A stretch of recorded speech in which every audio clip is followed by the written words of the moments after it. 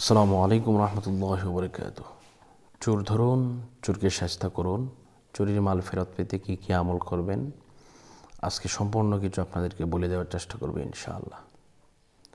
আল্লাহ পাক রব্বুল আলামিন পবিত্র কালামুল্লাহ শরীফের মধ্যে ৬,৬৬৬ খানা আয়াত নাজিল করে দিয়েছেন। এর মধ্যে একখানা আয়াত আছে, এই আয়াতি কারিমাকে অনেকেই খতমে ইউনুস বলে থাকেন, আবার অনেকেই জালালি খতম বলে থাকেন।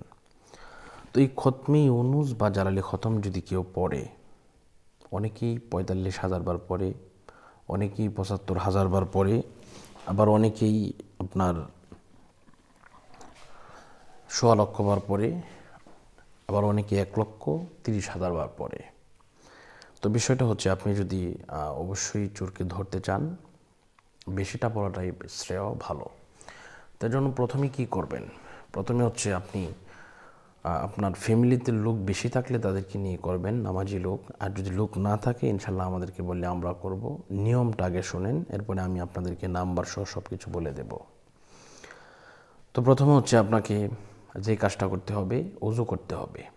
ওযু করার পরে আপনাকে বিসমিল্লাহ সহ সূরা ফাতিহা একবার, বিসমিল্লাহ সহ সূরা ইখলাস ৩ বার, কয়েকবার দুরূদ শরীফ পড়ার পরে আপনি পড়বেন লা ইলাহা ইল্লা আনতা সুবহানাকা ইন্নী কুনতু মিনাজ জালিমিন। এটা এভাবে পড়তে থাকবেন। এটা যখন ১০০ বার হয়ে যাবে, প্রতি ১০০ বার পর পর আপনাকে পড়তে হবে ফাস্তাজাবনা লাহু ওয়া নাজ্জায়নাহু মিনাল গাম্মি ওয়া কাযালিকা নুনজিল মুমিনিন। আমি আবারও বলছি, ফাস্তাজাবনা লাহু ওয়া নাজ্জায়নাহু মিনাল গাম্মি ওয়া কাযালিকা নুনজিল মুমিনিন। এভাবে আপনারা কি করবেন, এটা পড়বেন।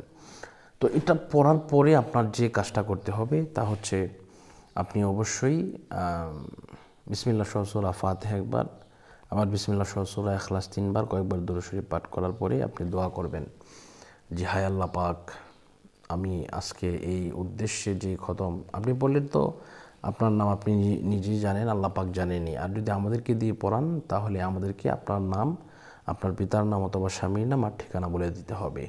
তো এই অনুযায়ী দোয়া করে দেওয়া হবে। দোয়া করে দিলে ইনশাআল্লাহ ৩ দিন থেকে ১ সপ্তাহের ভিতরে আপনার মাল যে চুরি করেছে, সেই চুরিকৃত মাল আপনাকে ফেরত দিতে বাধ্য হবে। যদি না দেয়, তাহলে তার গলা দিয়ে, নাক দিয়ে রক্ত বের হবে, এমনকি সে গুরুতর অসুস্থ হয়ে যাবে ইনশাল্লাহ। তো ইনশাল্লাহ আপনারা যদি নিজেরা পড়তে পারেন, কোনো অসুবিধা নেই। যদি আমাদেরকে দিয়ে পড়ান, তাও কোনো অসুবিধা নেই। যদি আমাদেরকে দিয়ে পড়াতে চান, তাহলে ইনশাল্লাহ আমাদের এই নম্বরে যোগাযোগ করবেন 01643063744। তো ইনশাল্লাহ আল্লাহ পাক আমাদের সকলকে কবুল করুন, মনের আশা পূরণ করুন। এই মুহূর্তে বিদায় নিচ্ছি। ভালো থাকুন, সুস্থ থাকুন। আসসালামু আলাইকুম ওয়া রাহমাতুল্লাহি ওয়া বারাকাতুহু।